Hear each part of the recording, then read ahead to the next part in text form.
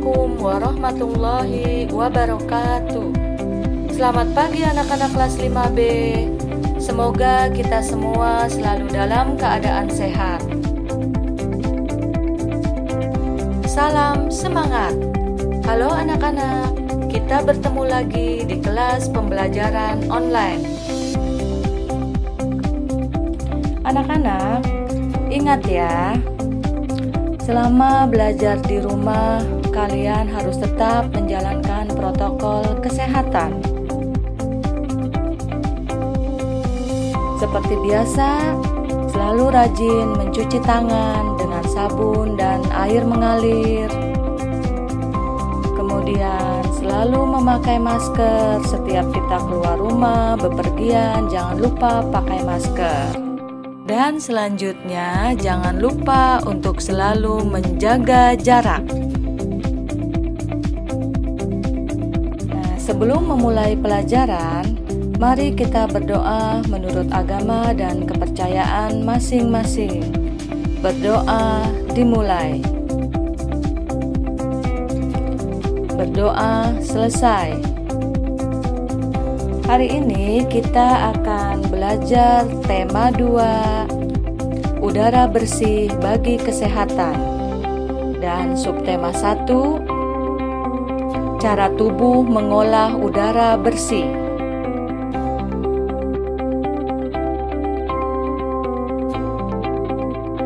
Pembelajaran ke-1, pernapasan pada hewan. Tujuan pembelajaran kita kali ini, yang pertama, dengan membaca teks, siswa mampu menyebutkan informasi terkait dengan pertanyaan apa, di mana, kapan, dan siapa. Yang kedua, dengan menuliskan dalam bentuk peta pikiran, siswa mampu mempresentasikan informasi dari teks bacaan terkait dengan pertanyaan apa, di mana, kapan, dan siapa. 3. Dengan mencermati teks bacaan yang disajikan, siswa mampu menemukan informasi tentang organ-organ pernapasan hewan. Dan yang keempat, dengan berdiskusi dan mencari informasi dalam kelompok, siswa mampu membuat bagan cara kerja organ pernapasan hewan. Nah, sekarang marilah kita membaca bacaan Dayu dan ikan hias. Dayu memelihara banyak ikan hias berjenis ikan maskoki. Ikan-ikan hias itu dipelihara dalam sebuah akuarium. Setiap hari Dayu memberi makan ikan-ikannya. Dayu juga rutin membersihkan akuarium, lalu mengganti airnya dengan air bersih. Kegiatan itu ia lakukan seminggu sekali. Dayu senang melihat ikan-ikan di dalam akuarium berenang ke sana kemari. Dayu memperhatikan saat mulut ikan-ikan itu terbuka dan menutup, seolah-olah ikan-ikan itu selalu menelan air. Dayu bertanya-tanya, apa yang dilakukan ikan-ikan itu? Nah, kamu telah membaca bacaan Dayu dan ikan hias. Perhatikan peta pikiran atau mind map di bawah ini. Lalu jawablah pertanyaan dalam setiap kotak. Yang pertama, apa nama jenis ikan hias yang dipelihara? Yang kedua, siapa yang memelihara ikan hias? Yang ketiga, di mana ikan hias itu dipelihara? Yang keempat, kapan ikan hias itu diberi makan? Yang kelima, kapan akuarium dibersihkan? Dan pertanyaan keenam, apa yang diperhatikan Dayu saat melihat ikan-ikan hiasnya? Dari peta pikiran atau mind map tadi, kamu telah menggunakan kata tanya apa, siapa, kapan, dan di mana. Semoga kalian dapat menjawab pertanyaan-pertanyaan tersebut dengan benar. Setelah membaca bacaan Dayu dan ikan hias, Pasti kalian penasaran kan? Bagaimana cara ikan bernapas? Nah, sekarang kita akan mempelajari pernapasan pada hewan. 1. Alat dan sistem pernapasan pada ikan atau fishes. Semua makhluk hidup termasuk ikan memerlukan oksigen supaya tetap hidup. Pengambilan oksigen ini melalui proses pernapasan yang melibatkan organ pernapasan. Ikan bernapas dengan organ khusus mirip saringan yang disebut insang. Insang berbentuk lembaran tipis berwarna merah muda dan selalu lembab. Insang terdapat tepat di belakang rongga mulut pada kedua sisi kepala ikan. Biasanya insang dilindungi oleh selaput atau rangka yang disebut tutup insang atau operculum. Di balik tutup insang terdapat 4 deret insang yang saling tumpang tindih. Pada insang terdapat pembuluh darah halus. Pembuluh darah itu dapat menyerap oksigen yang terkandung dalam air dan melepaskan karbon dioksida dari darah. Insang juga berfungsi sebagai alat pengeluaran garam-garam dan sebagai penyaring makanan. Untuk memperoleh cukup oksigen, mulut ikan dan insang bekerja bersama-sama seperti pompa isap air. Pertama-tama tutup insang menutup, secara bersamaan mulut terbuka dan dinding mulut mengembang. Saat itulah air terisap masuk. Kedua, rongga mulut menyempit dan mulut menutup. Secara bersamaan tutup insang terbuka. Akibatnya air keluar dari mulut dan melewati insang. Saat itulah oksigen dari dalam air terserap dan karbon dioksida dikeluarkan. Yang kedua, alat dan sistem pernapasan pada serangga atau insekta. Seperti hewan lain, serangga bernapas dengan menghisap oksigen dan melepaskan karbon dioksida. Namun, alat pernapasan serangga berbeda dengan hewan lain. Alat pernapasan serangga berupa trakea, yaitu sistem tabung yang memiliki banyak percabangan di dalam tubuh. Percabangan trakea disebut trakeola. Trakea mengedarkan oksigen langsung ke semua sel tubuh dan organ serta menyerap karbon dioksida dari semua sel tubuh untuk dibuang. Udara memasuki trakea melalui pori-pori kecil di permukaan tubuh serangga yang disebut spirakel. Selanjutnya, udara beredar melalui pembuluh udara kecil. Sel-sel tubuh mengambil oksigen langsung dari pembuluh udara kecil itu. Karbon dioksida dari sel akan mengalir ke trakeola, lalu dibuang melalui lubang spirakel.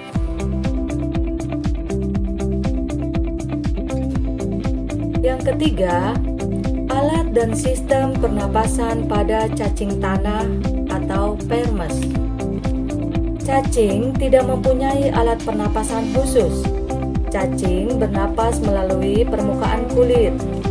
Kulit cacing selalu basah dan berlendir untuk memudahkan penyerapan oksigen dari udara.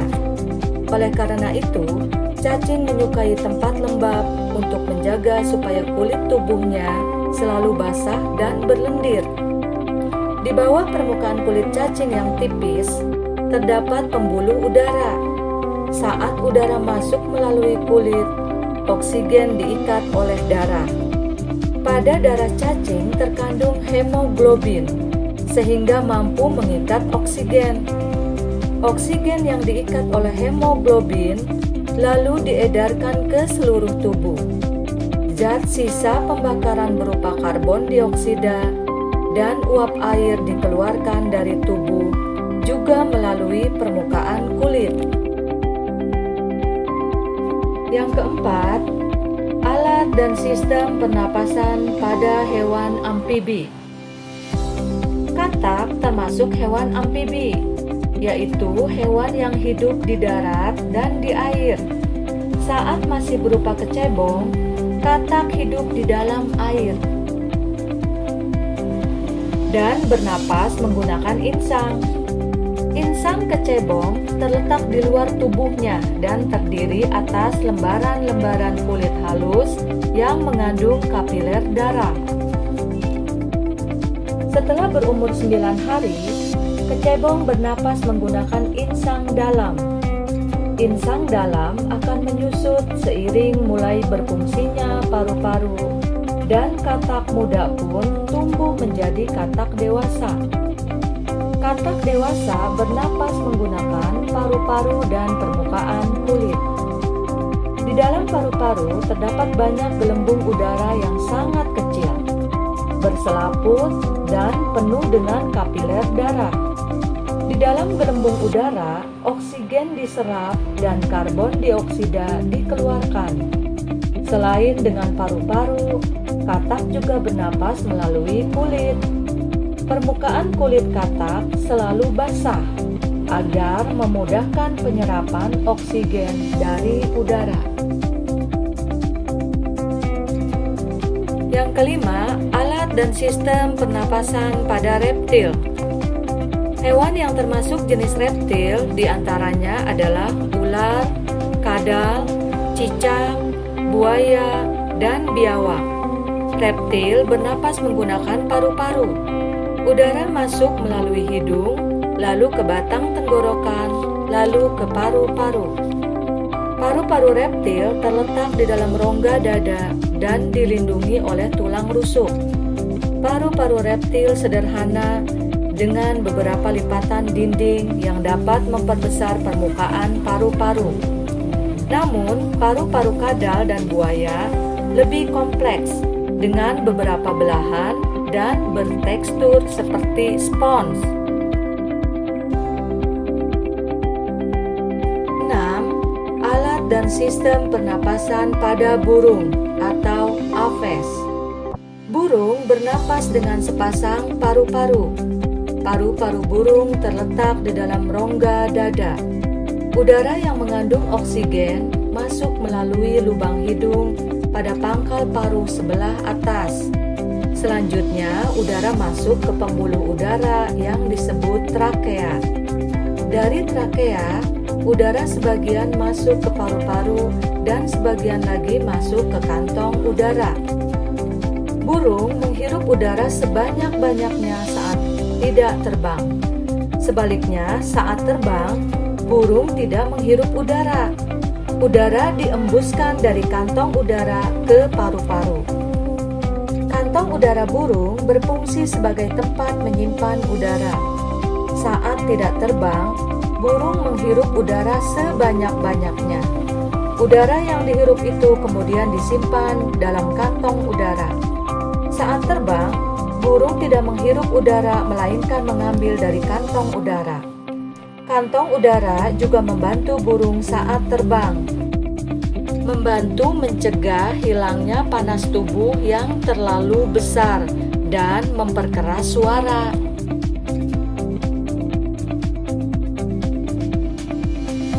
Dan yang ketujuh, alat dan sistem pernapasan pada mamalia. Mamalia adalah jenis hewan yang menyusui anaknya. Ada dua jenis mamalia, yaitu mamalia darat dan mamalia air. Mamalia darat misalnya kambing, sapi, kerbau, dan kuda. Mamalia air misalnya paus, duyung, dan lumba-lumba. Alat pernapasan mamalia darat terdiri atas hidung, pangkal tenggorok, batang tenggorok, dan paru-paru. Perhatikan gambar organ pernapasan kuda berikut. Pada mamalia air, hidungnya dilengkapi dengan katup. Saat mamalia tersebut menyelam, katup akan menutup. Sebaliknya, saat mamalia tersebut muncul ke permukaan air, katup terbuka. Saat itulah mamalia air tersebut akan menghirup oksigen, serta mengeluarkan karbon dioksida dan uap air.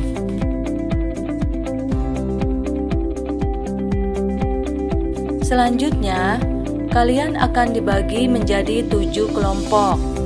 Dan tugasnya adalah kelompok 1 membuat bagan cara kerja organ pernapasan pada ikan. Kelompok 2 membuat bagan cara kerja organ pernapasan pada serangga. Kelompok 3 membuat bagan cara kerja organ pernapasan pada cacing tanah. Kelompok 4 membuat bagan cara kerja organ pernapasan pada amfibi. Kelompok 5 membuat bagan cara kerja organ pernapasan pada reptil. Kelompok 6 membuat bagan cara kerja organ pernapasan pada burung. Dan kelompok 7 membuat bagan cara kerja organ pernapasan pada mamalia.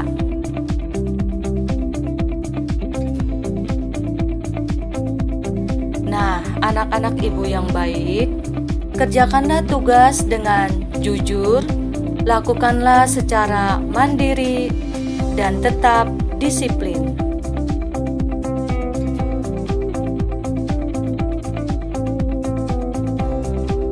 Sekian pertemuan hari ini. Semoga pembelajarannya menyenangkan ya, dan selalu semangat.